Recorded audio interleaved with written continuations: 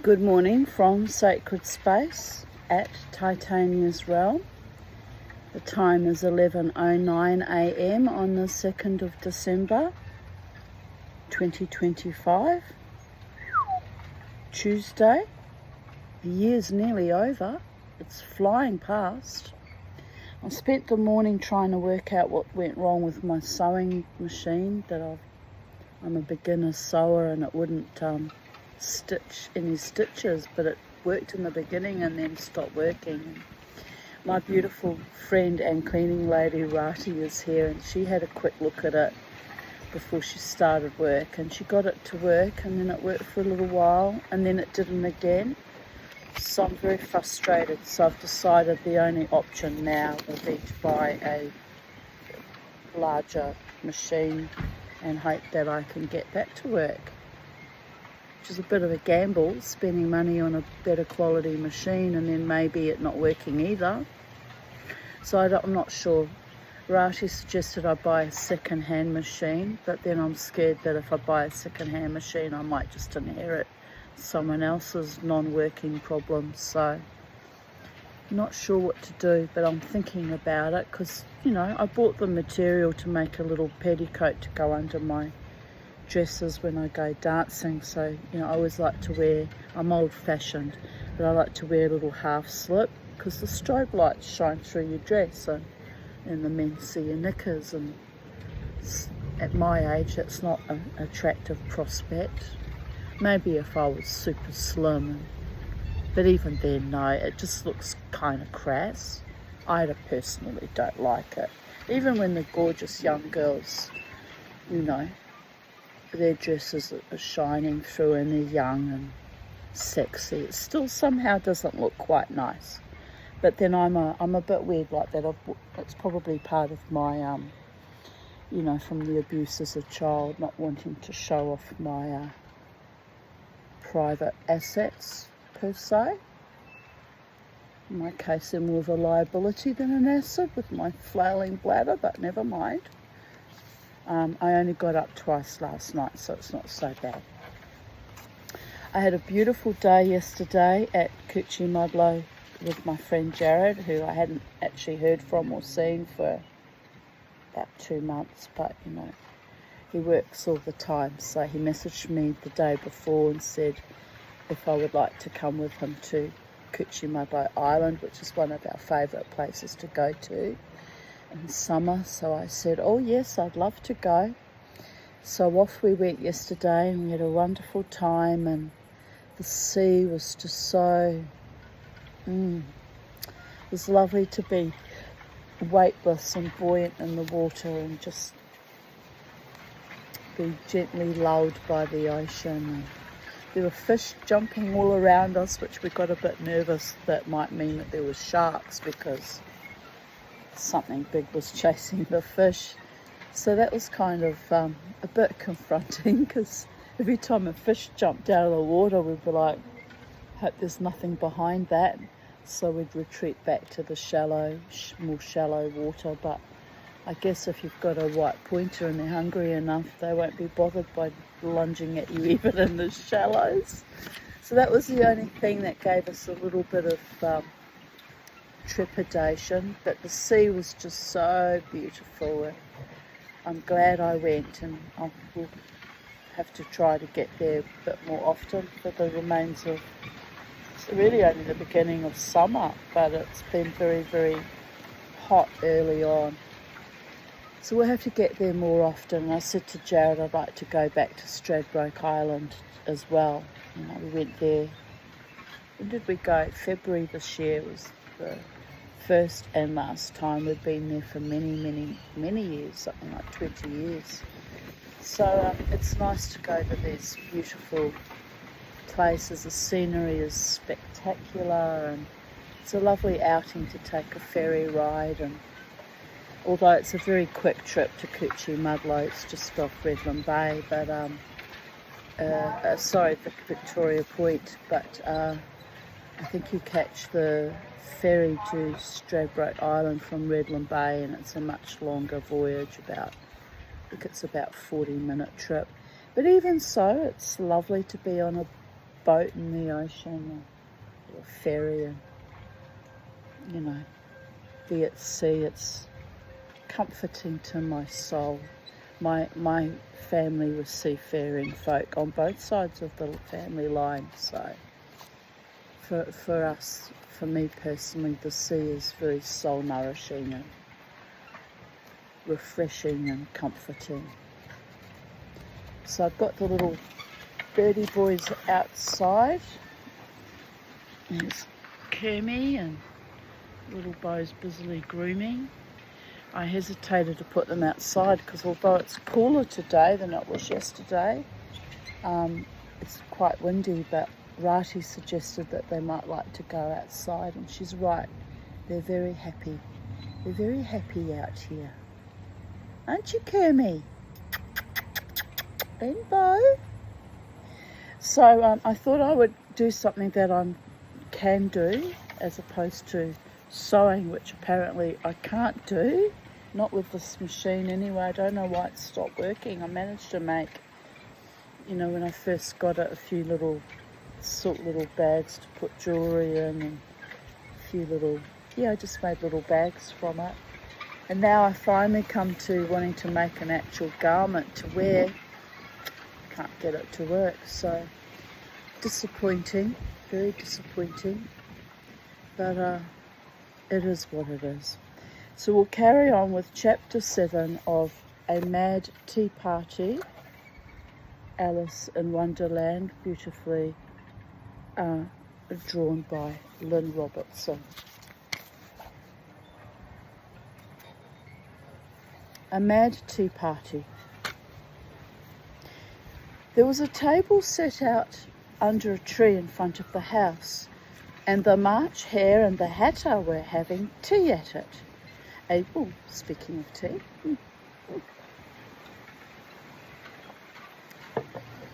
A dormouse was sitting between them, fast asleep, and the other two were using it as a cushion, resting their elbows on it and talking over its head. Very uncomfortable for the dormouse, thought Alice, only as it's asleep, I suppose it doesn't mind. A bit like the Manatee who slept away 20 years of her life, from her 30s right up until 50 really. I used to fall asleep everywhere and anywhere like a pussycat. I could just fall asleep sitting up, could fall asleep standing up almost, but not quite. But I used to fall asleep on buses and trains. I never fell asleep while I was driving, thank the gods, because if I was in that feeling that exhausted, I would, sometimes driving my children home from school, I would say to them, because it was an 8-minute round trip to get them to school at Sinai College when they were little. It was very exhausting for me, and working part-time in my husband's business. So I would sometimes take a little 10-minute nap driving the kids home from school.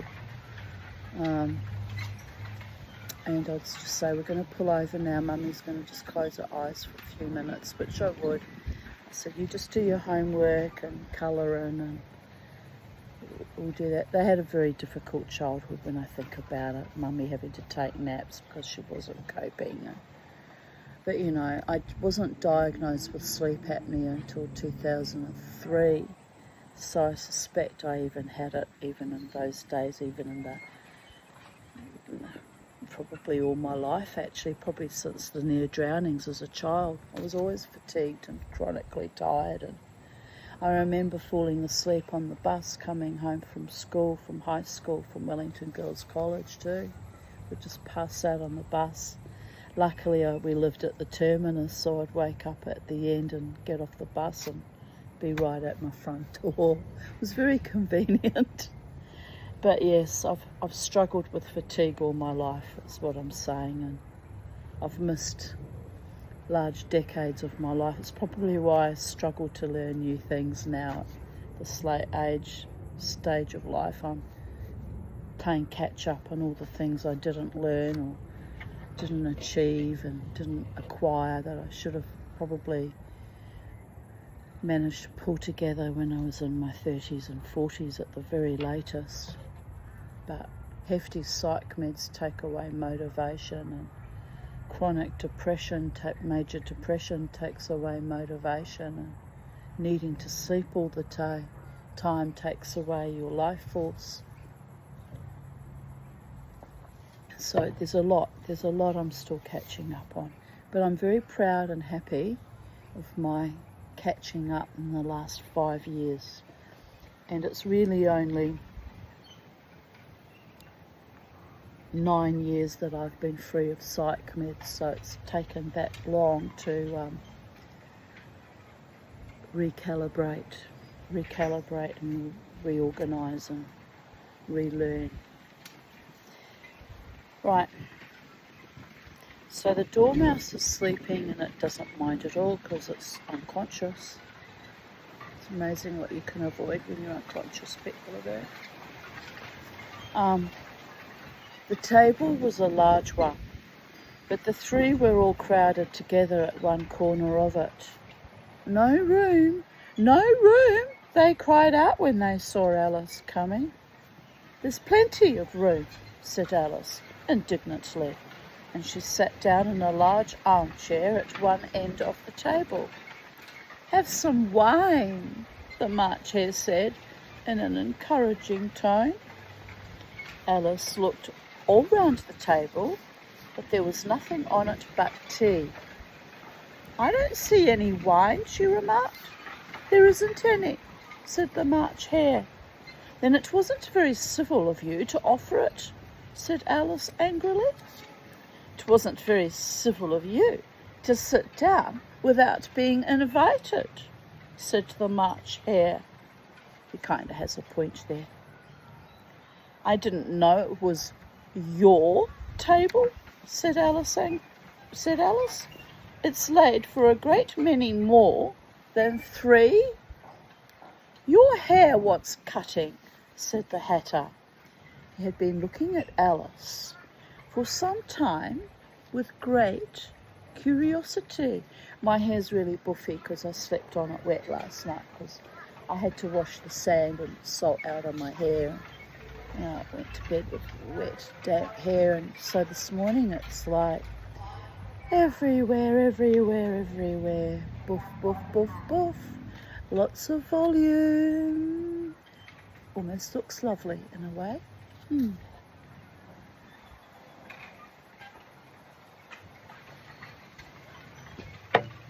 If you like that bouffant kind of air in your hair style, never mind, people of Earth.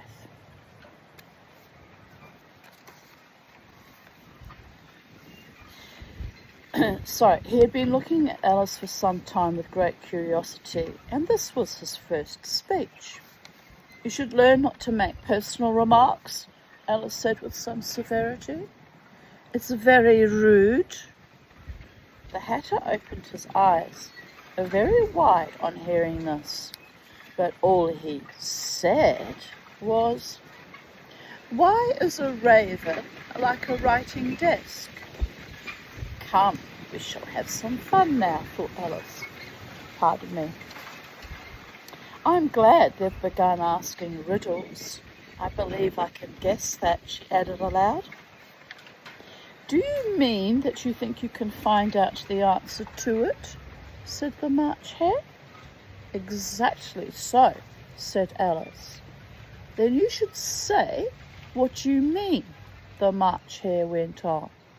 I do, Alice hastily replied. At least I mean what I say. That's the main thing, you know. Not the same thing a bit, said the Hatter. Why, you might just as well say that I see what I eat is the same thing as I eat what I see. You might just as well say, added the March Hare, that I like what I get is the same thing as I get what I like. You might just as well say, added the Dormouse, who seemed to be talking in his sleep, that I breathe when I sleep is the same thing as I sleep when I breathe. Although if you suffer from obstructive sleep apnea, it's quite often that you don't breathe when you're asleep, which becomes a very debilitating problem. Had 0 points. Yes, 0.5 results this morning, which is a very good result.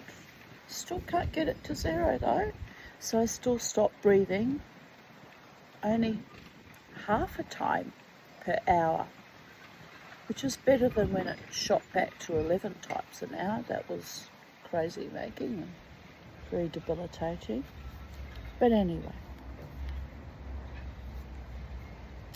it is the same thing with you, said the Hatter. And here the conversation dropped, and the party sat silent for a minute, while Alice thought over all she could remember about ravens and writing desks, which wasn't much. The Hatter was the first to break the silence. "What day of the month is it?" he said, turning to Alice. He had taken his watch out of his pocket and was looking at it uneasily, shaking it every now and then and holding it to his ear. Alice considered a little and said, "The 4th. 2 days wrong," sighed the Hatter. "I told you butter wouldn't suit the works," he added, looking angrily at the March Hare. "It was the best butter," the March Hare meekly replied. "Yes, but some crumbs must have got in as well," the Hatter grumbled. "You shouldn't have put it in with the bread knife." The March Hare took the watch and looked at it gloomily. Then he dipped it into his cup of tea and looked at it again. But he could think of nothing better to say than his first remark. "It was the best butter, you know." Alice had been looking over his shoulder with some curiosity. "What a funny watch," she remarked. "It tells the day of the month, but doesn't tell what o'clock it is."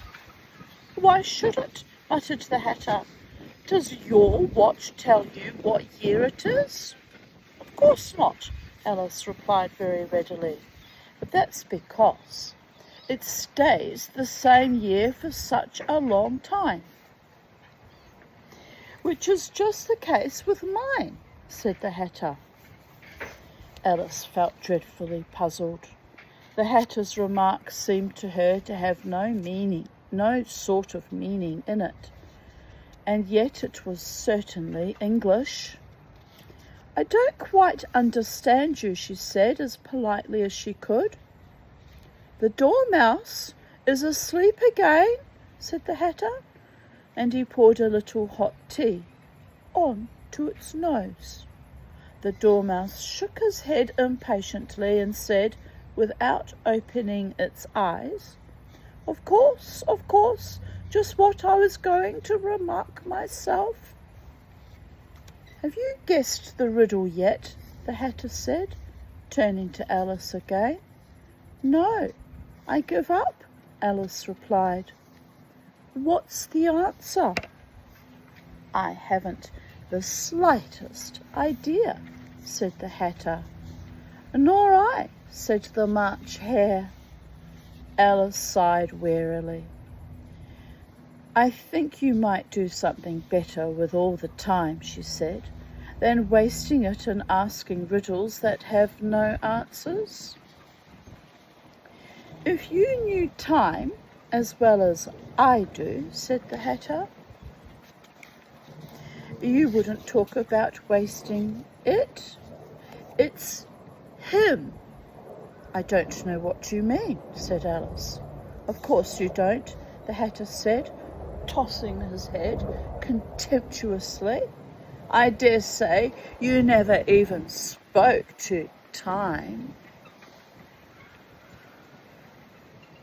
"I've spoken to time, he's ravaged me mercilessly. But That's the nature of time, isn't it? Keeps marching on, with or without you, regardless of how you feel about it, people of Earth. Perhaps not, Alice cautiously replied, but I know I have to beat time when I learn music. Ah, that accounts for it, said the Hatter. He won't stand beating. Now, if you only kept on good terms with him, he'd do almost anything you liked with the clock. For instance, suppose it were 9 o'clock in the morning, just time to begin lessons. You'd have to whisper a hint to time, and round goes the clock in a twinkling. 1:30, time for dinner. I only wish it was, the March Hare said to himself in a whisper. That would be grand, certainly, said Alice thoughtfully, but then I shouldn't be hungry for it, you know. Not at first, perhaps, said the Hatter, but you could keep it to 1:30, as long as you liked. Is that how I survived all my near deaths? Time stopped momentarily, and when it kicked on, I was still here. Oddly, very oddly. As a very young child, when I was 7, my parents, it must have been coming up for my birthday, not long before my birthday, so it must have been March, and like a March Hare, you know, time is relative. And my parents one morning asked me, "What's the time, Tanya Phillips?" which was my maiden name. They often referred to me by my full name, which was odd, a bit contemptuous when one thinks about it, almost militaristic. "Well, Tanya Phillips, what is the time?" And I had no idea what the time was. I was 7 years old. I hadn't even learnt how to tell time yet, certainly not even at school. So I guessed. I said, "It's 7:30. Seemed like a reasonable time, as good as any, to regurgitate out of my vocal cords and out of my mind. My parents looked at each other in astonishment and nodded, and my father turned to his watch and said, "It is precisely 7:30. Well done, Tanya Phillips." So Tanya Phillips sat there in quite astonishment, thinking, how did I know what the time was? I just guessed. Was I a lucky guesser? Or was it the usual time for my parents to wake up in the morning and stir me up? Was it pattern recognition? Was it repetition? Was it my inbuilt intuition and psychism? To this day, I don't really quite know. But anyway, very shortly after, I think it was only a matter of a couple of weeks, it was my birthday, and they presented me with my very first watch. It was actually a very lovely watch, and I felt ever so grown up and sophisticated having my first watch, which you notice, I never wear a watch. I haven't worn a watch now for 30 years. Because I'm time fighting and space banditing, and I refuse to be compliant to a regime that keeps me on a treadmill dedicated to time. Even though I did tell you what time it was when I began this video, but that's just so you have a frame of reference in the current acknowledged space-time continuum, which, as you well know, if you watch my videos from other parts of the world, you're in your own time zones and your time is quite different to mine. I'm in your future, only by about 9 hours, but 9 hours is 9 hours, people of Earth.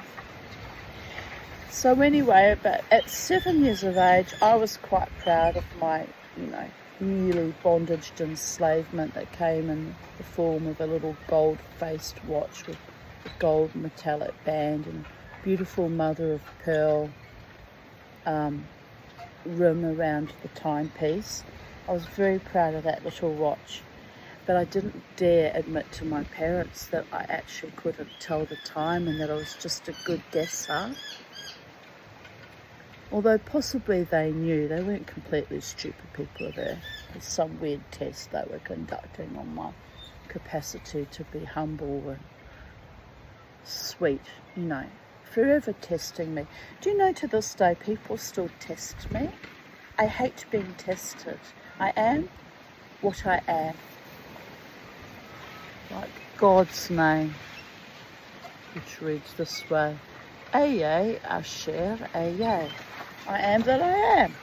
What do I need to prove to you all the time who I am? You either love me or you don't. You accept me or you don't. You keep time with me or you don't. You include me or you don't. Either way, the Mama T finds her way on planet Earth, with or without you. But you see my beautiful friend Jared, whom I've been friends with for 33 years, surfaces and when he's ready to hang out with me. And it's a full-on day because I live so very alone and isolated.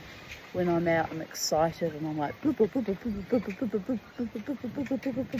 can't stop talking. And he gets quite tired just looking at me. So he makes an effort to spend time with me and be jibber-jabbered at for hours about all sorts of nonsense. Well, it's not nonsense.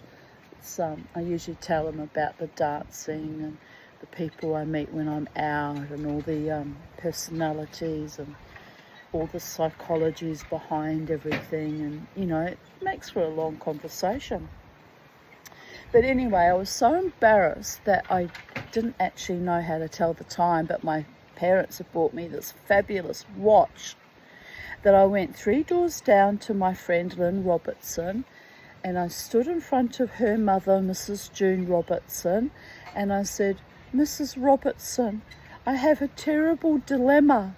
What is this? My darling Tanya, she loved me. She was like a real mother to me, unlike my actual parents, who were generous with gifts, but not very nurturing and kind, you understand. It's a weird anomaly. They were ever buying me like I was a possession rather than parenting. So, strange anomaly. But anyway, so I went to Mrs. June Robertson. I said, I don't know what to do, Mrs. Robertson. Whatever is wrong. I said, for my birthday I've been given this wonderful watch. She said, oh, it is a splendid watch indeed. I said, yes, but they asked me to tell them the time a few weeks ago, and I just made up a time, and it happened to be the right time. And now they think I know how to read my watch, but I can't tell the time, and it's kind of useless. But like a sewing machine, it doesn't work. Through no fault of my beautiful friend who bought it for me. She meant well, you know.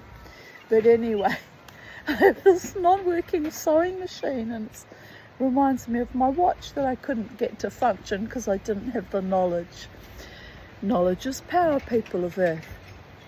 So my friend June, Mrs. June Robertson, sat me down and very patiently, with great forbearance and very lovingly, because she was a very kind woman, taught me how to read the time. So the next time my parents asked me, what's the time, Tanya Phillips?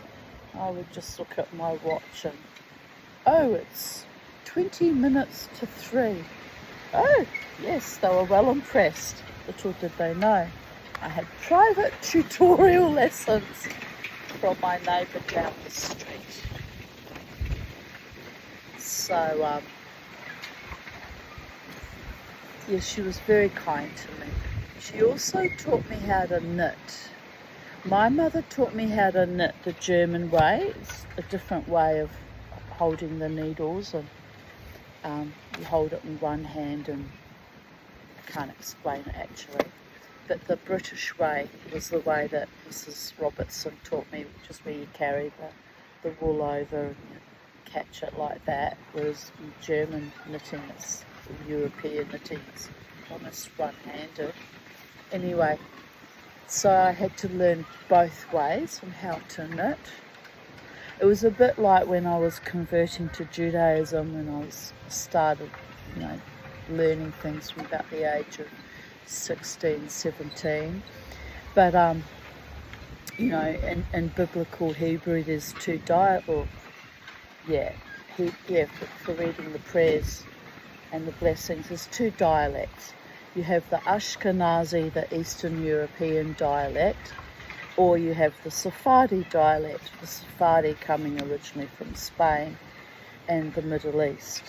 There are actually two other dialects, the Mizrahi dialect, which is from the Jews that lived in the Middle East more, and Ladino, which is a kind of a more Spanish sounding dialect. But anyway, for the purposes of my conversion, I was learning Sephardi, to read Hebrew with the Sephardi pronunciations, and I was doing quite well, and I had a wonderful friend from Israel, Tali Hukman Rudi, who was teaching me how to pronounce the Hebrew with, again, it's more the Sephardi dialect.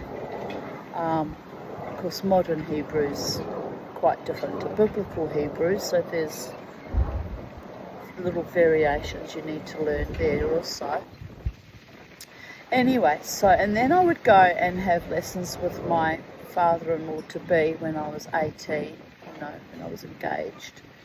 And he was reading to me in his quite accurate, for where he came from, Poland, Eastern European Ashkenazi pronunciation.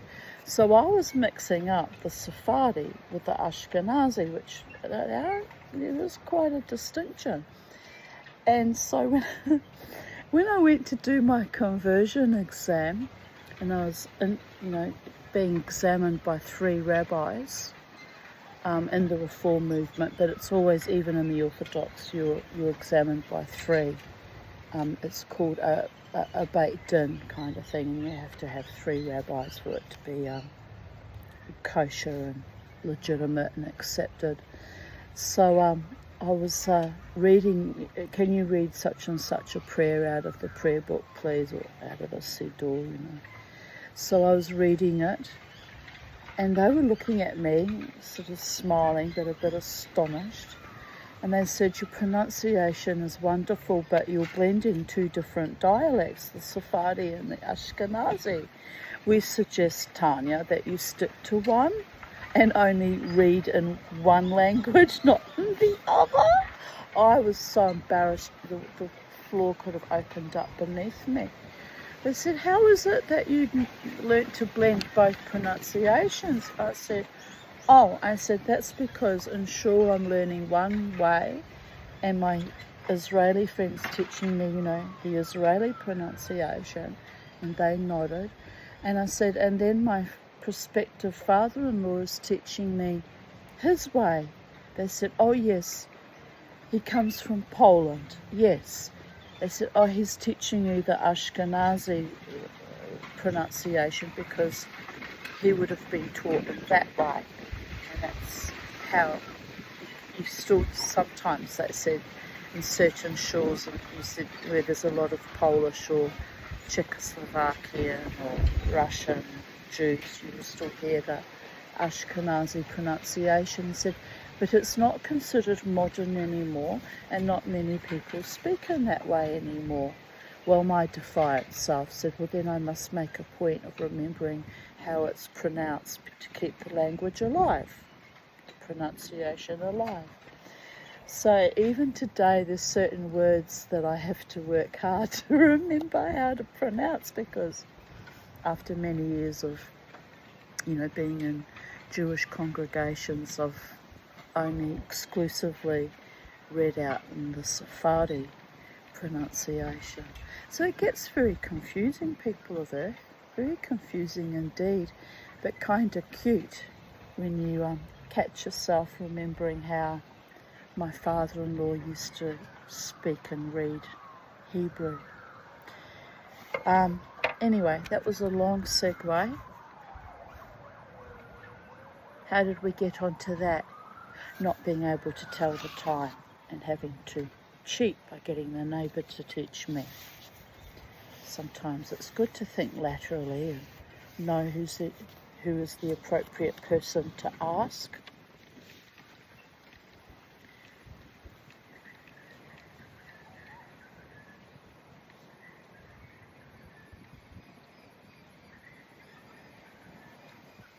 Right, Alice has said,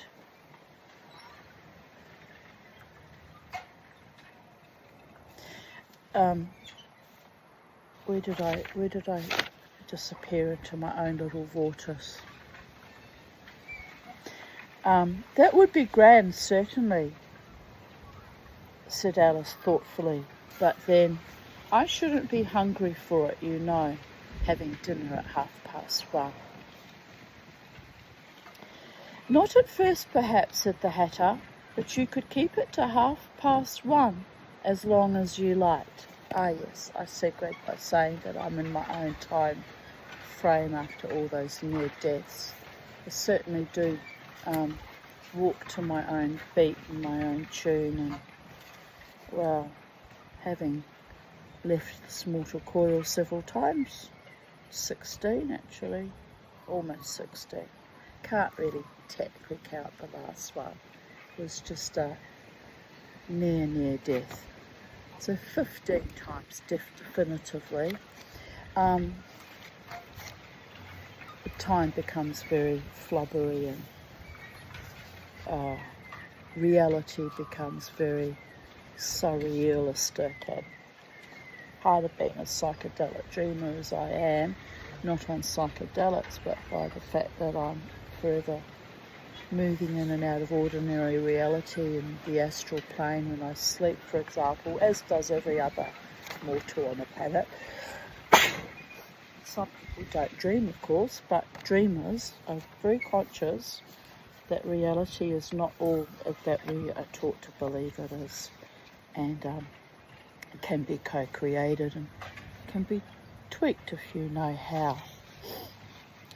Well, something very terrible happened to reality with me with 2025. There were a lot of relationships that went by the boards, and, you know, the loss of Charlie was a nightmare realm. But anyway, on we go.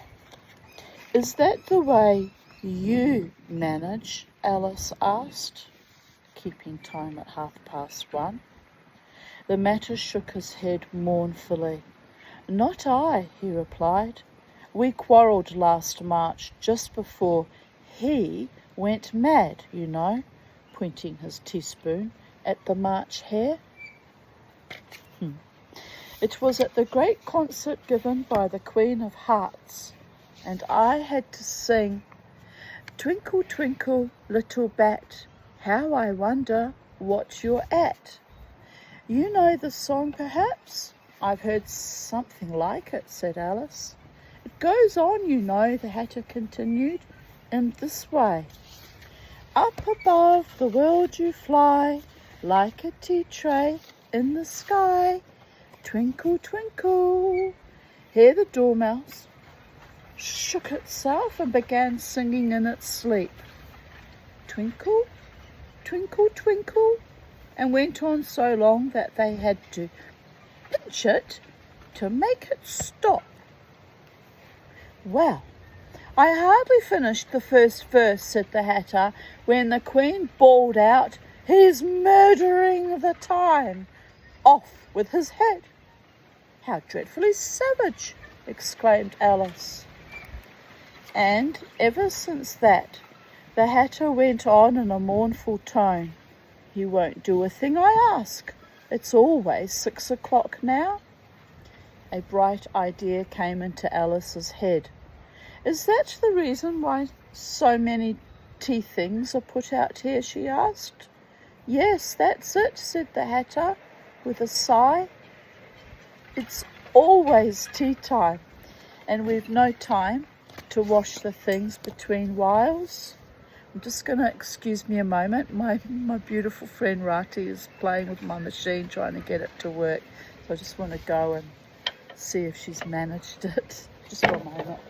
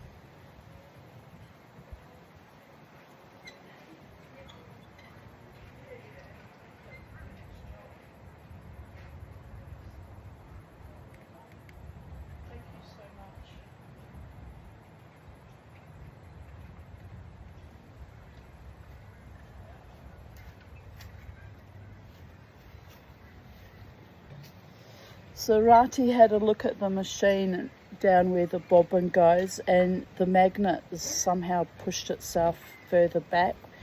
Doesn't look right because the magnet is the bit that holds the bobbin down so you can loop the thread. So I'd say it's actually broken or faulty somehow, and we don't know how to pull it apart, put it back together, because I might do that wrongly. And so now we know that it's faulty and that I'm not a complete bloody idiot. I'll just go buy a bigger machine, because actually this little one my friend bought for me only sews very light cotton fabrics when it was working, that is, and you can't work on anything heavier like denim or felt or woolen fabrics. So I think what I'll do is I'll buy a machine that can handle heavier duty fabrics as well as light fabrics. I'll have to talk to them in Spotlight because I don't know which would be the right machine, and maybe they'll advise me, get a bit of support that way, because it'll be about $300 to $500, so it's a big investment. But it's no good having a machine that you can't do anything with it. So decision made. Are you talking to Yeah, I'm talking on the video. Oh. I'm telling them that I'm going to have to buy a bigger machine that can do all fabrics anyway, because that one could only ever do like silk or cotton, but you couldn't do anything heavier. So, and I want to make bags I want to make a bag from my very ancient tapestry that I did when I was 9 years old, that I cut out of the frame. In YouTube, you can see that there is so many how learning what to make bag or whatever. Yeah. So we'll need something that can do, because I've got some woolen fabric to make the backing for the tapestry, but that machine wouldn't have been able to sew it anyway because it's not strong enough. So I'll have to buy more money. That's why we have the money for. Money. Life is funny in a psychedelic dreamer's world. See you later. Thank you, Rati. See you next week. Bye-bye. So we'll continue on with the story. I feel good now that I know that I wasn't completely stupid, but there is actually something gone wrong with the machine, and it's a pity I don't know how to fix it. But as I said, I need a bigger machine that can handle thicker fabrics anyway. So it was just hoping to put that off for a bit longer till I got a bit better at sewing and a bit more confidence and a bit more proficiency. But it's all good.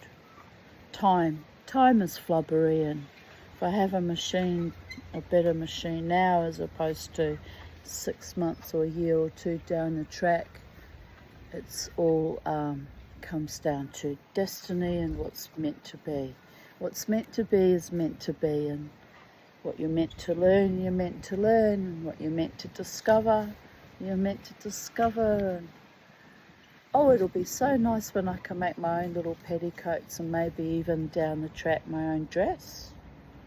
I want to be able, and this is ambitious, people of Earth, because as you can see I'm struggling to do even the most basic sewing, but I want to learn how to make my own corsets, which would be freaking intense to sew, because you've got to put all the steel boning in them, and I don't think I'll ever be able to achieve that.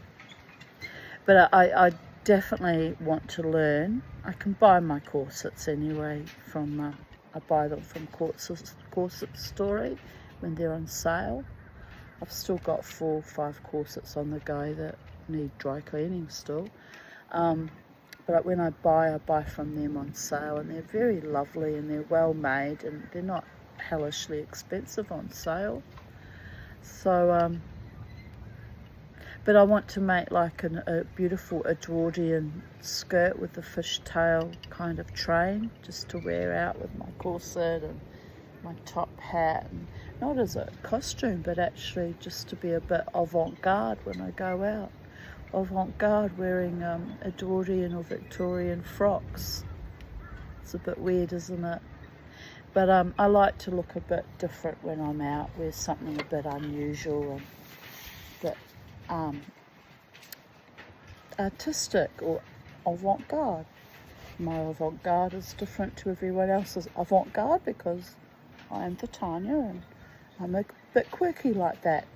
But ever since I saw the Titanic movie, the James Cameron movie of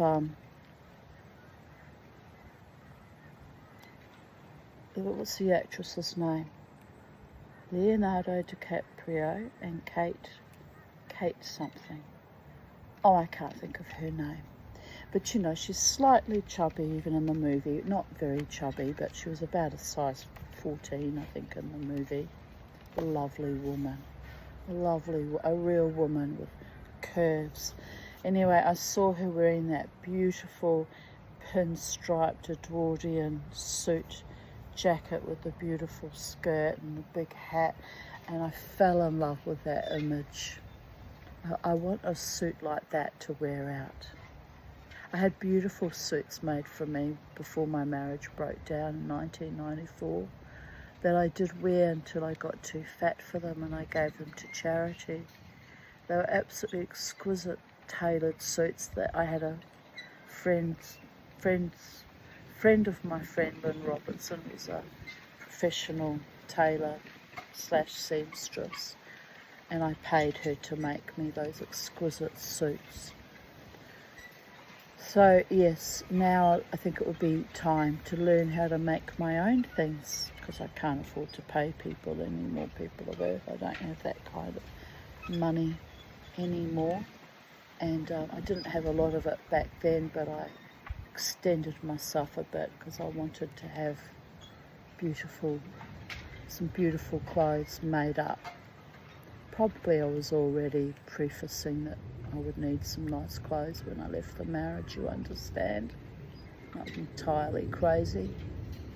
But yes, if I could learn how to make that, my own wonderful Edwardian type frocks, how lovely that would be. It's ambitious though. Let's just get a machine that works so I can just do my little simple petticoats. If nothing else, I'll be satisfied with that. Need cotton petticoats or Swiss foil petticoats. I didn't buy Swiss foil because I knew it would be harder to sew because it's delicate. I bought cotton because I can manage it and manipulate the fabric easier. I knew that much, that I had to think about that part of things. What I didn't factor in is that there would be something going wrong with my machine. Damn it. I heard it clunked. Rati had it sewing, that's got it going, and it was actually sewing stitches, and then I heard it go clunk when it was my turn. It just went out of alignment. So she's right, it's something to do with the magnet. Damn it. And did I mention? Damn it. But on with the story, here we go.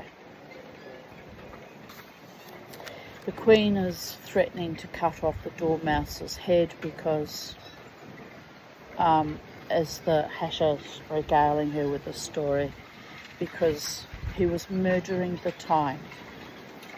Off with his head.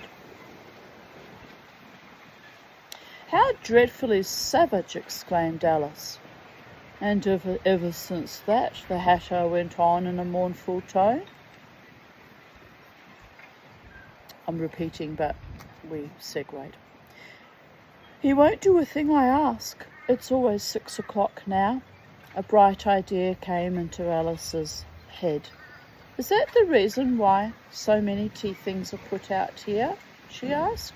Yes, that's it, said the Hatter with a sigh. It's always tea time, and we've no time to wash the things between whiles. Then you keep moving round, I suppose, said Alice. Exactly so, said the Hatter, as the things get used up. Anything to avoid doing the dishes, people of Earth? I remember those days. It was epic. Epic. We got the idea from the story, if the truth be known. It's in there in the psyche from childhood. Ways to think laterally and be creative to avoid dealing with the task at hand. But when you come to the beginning again, Alice ventured to ask.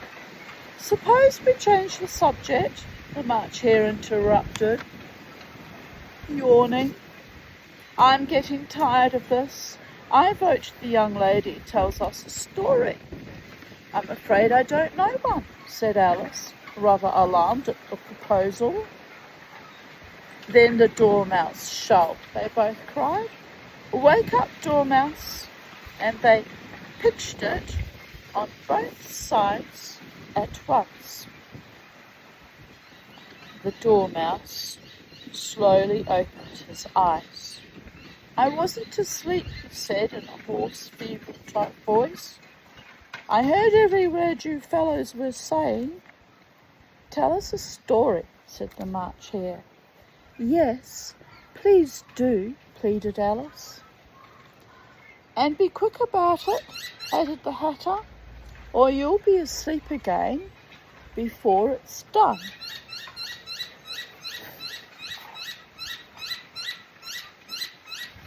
Once upon a time there were 3 little sisters, the Dormouse began in a great hurry, and their names were Elsie, Lacey and Tilly, and they arrived at the bottom of a well. What did they live on? Said Alice, who always took a great interest in questions of eating and drinking. They lived on treacle, said the Dormouse, after thinking a minute or two. They couldn't have done that, you know, Alice gently remarked. They'd have been ill. So they were, said the Dormouse. Very ill. Alice tried a little to fancy to herself what such an extraordinary way of living would be like, but it puzzled her too much. Excuse me, there's something in my eye. Dear goddess. So she went on. But why did they live at the bottom of a well? Take some more tea, the March Hare said to Alice, very earnestly.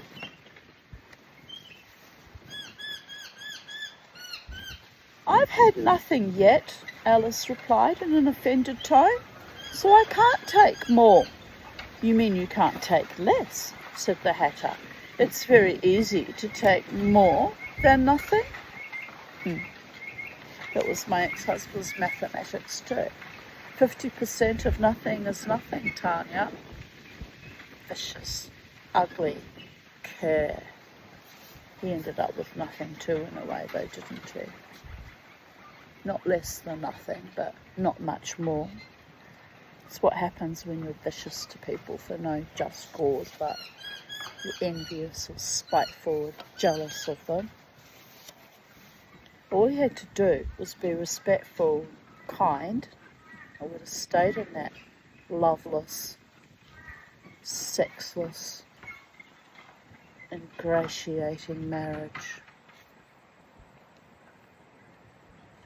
No, I wouldn't have, because I was a young woman and I knew I deserved better treatment than that. Where were we? Carrying on. 31 years later, on the 2nd of January 2026. 31 fucking years, and here I am still learning to sew. My mother-in-law would be laughing herself silly about that. But my mother-in-law was very kind to me. Unlike her son, I might add. Perhaps she knew what I'd signed up for. Or perhaps she just decided that she liked me and was kind to me. But it used to really frustrate her that I didn't know how to sew as a young woman. And, wow, she'd be proud that I'm putting in the effort in now. Is it worth the effort for the amount of stress it's caused me? Not really. But there will be petticoats. By the gods, there will be petticoats. I've made up my mind. I've spent the money on the materials, so now I shall have to spend the money on a operational machine, and there will be fucking petticoats if it fucking kills me, which is always an option, people of Earth.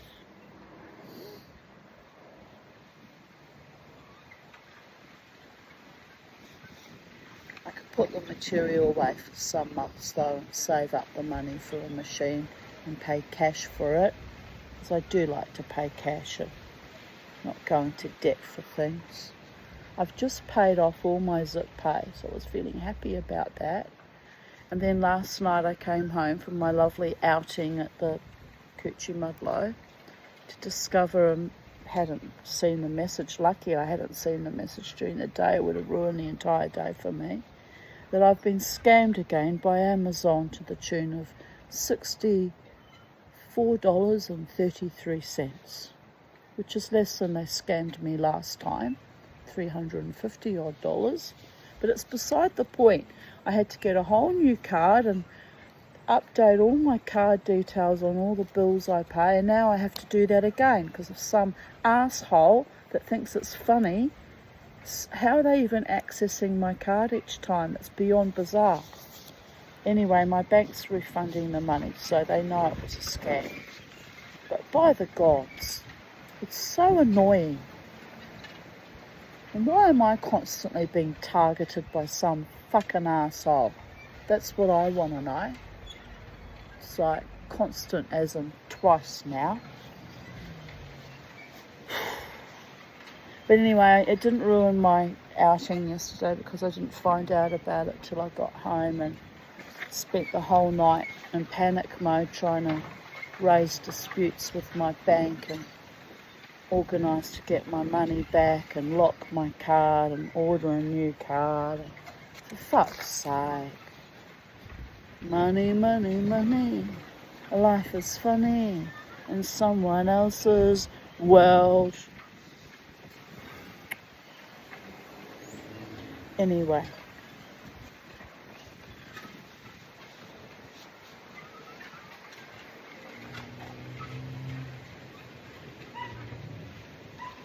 Where were we? It's very easy to take more than nothing. Nobody asked your opinion, said Alice. Who's making personal remarks now? The Hatter asked triumphantly. Alice did not quite know what to say to this, so she helped herself to some tea and bread and butter, and then turned to the Dormouse and repeated her question. Why did they live at the bottom of a well? The Dormouse again took a minute or two to think about it, and then said, it was a treacle well. There's no such thing. Alice was beginning very angrily, but the Hatter, and the March Hare went, shh, shh, and the Dormouse sulkily remarked, if you can't be civil, you'd better finish the story for yourself. No, please go on, Alice said very humbly. I won't interrupt you again. I dare say there may be one. One indeed, said the Dormouse indignantly. However, he consented to go on. And so these three little sisters, they were learning to draw, you know. What did they draw? Said Alice, quite forgetting her promise. Treacle, said the Dormouse, without considering at all this time. I want a clean cup, interrupted the Hatter. Let's all move one place off. So it makes perfect sense why they said at the beginning there's no room at this table for anyone, because they were keeping it all for themselves. Oh, not so mad after all. Perfect logic if you know the background to the story. One should always find the background to every story. Certainly stories that make no sense at all. Like the COVID epoch. Follow the money, people of Earth.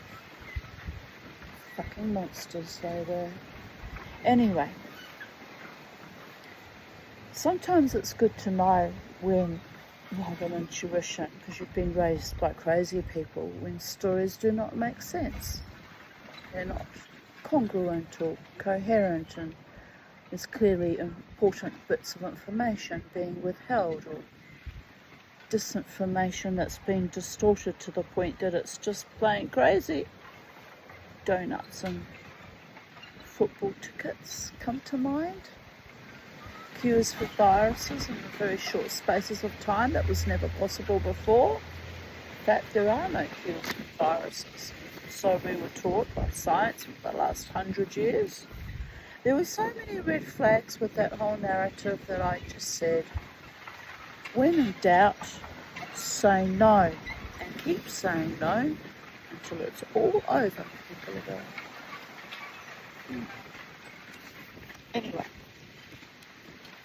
he moved on as we spoke, and the Dormouse followed him, and the March Hare moved into the Dormouse's place, and Alice, rather unwillingly, took the place of the March Hare.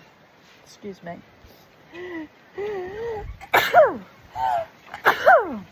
Oh my goodness. The Hatter was the only one who got any advantage from the change. Thank you to the person who yelled out in Hebrew, Allah Briut, which means Gesundheit, or your health. In Hebrew, I think, or the equivalent blessing anyway. The Hatter was the only one who got any advantage from the change, and Alice was a good deal worse off than before, as the March Hare had just upset the milk jug into his plate. Oh dear goddess, that would be annoying, wouldn't it? Alice did not wish to offend the Dormouse again, so she began very cautiously.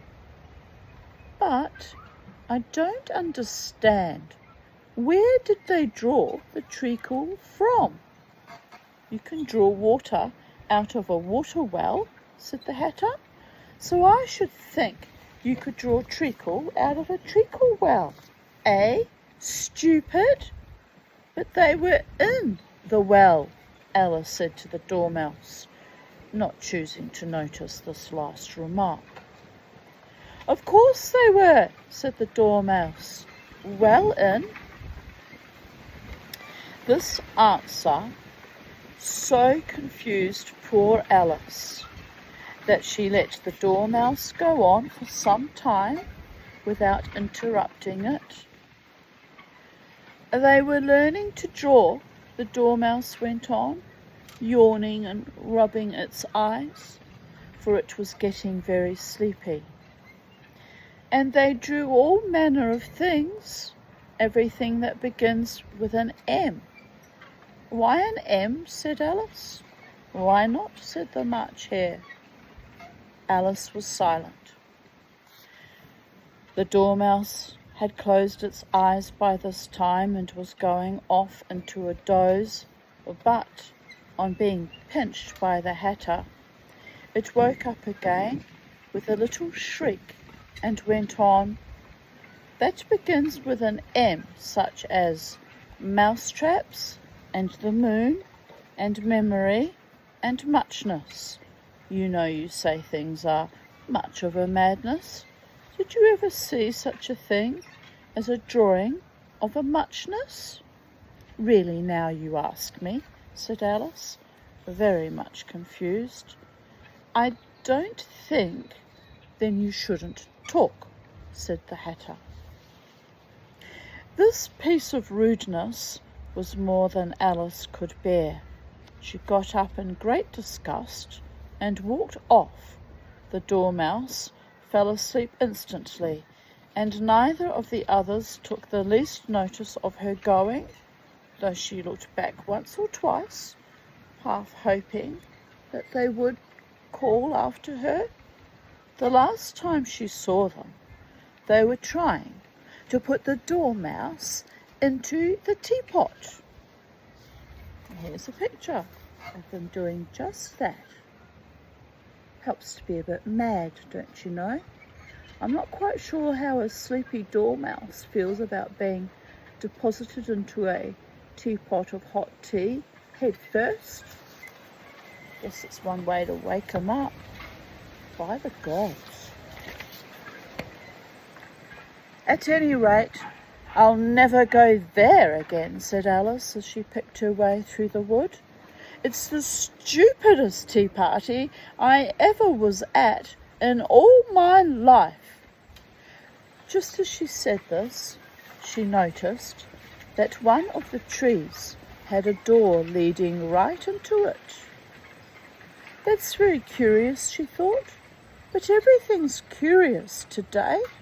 I think I may as well go in at once. And in she went. Once more she found herself in the long hall and close to the little glass table. Now I'll manage better this time, she said to herself, and began by taking the little golden key and unlocking the door that led into the garden. Then she set to work nibbling at the mushroom.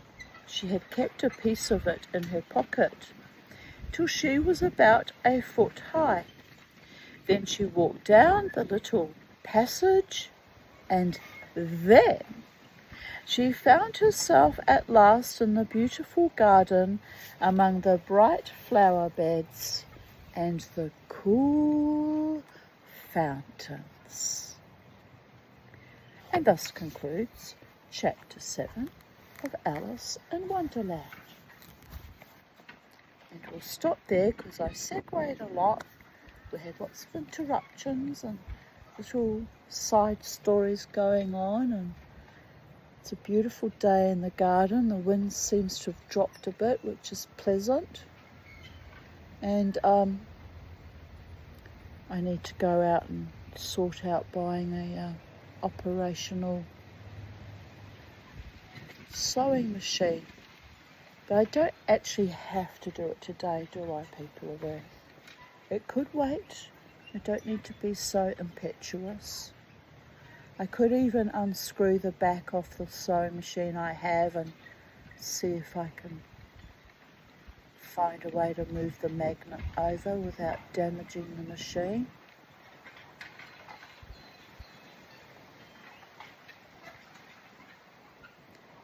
But I need one that does thicker fabric, so round and round we go, going nowhere, up and down on a hurdy-gurdy ride of life, am I right?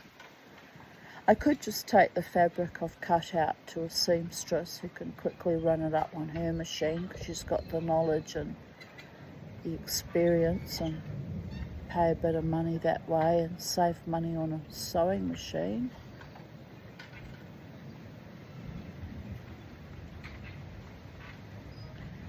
Well, it's nice to learn how to do things and be self-sufficient too. So there is that, people of Earth. Round and round and round we go, up and down, up and down, up and down. I almost feel seasick with all the thinking processes I've had to do today. And just today, and the day before that,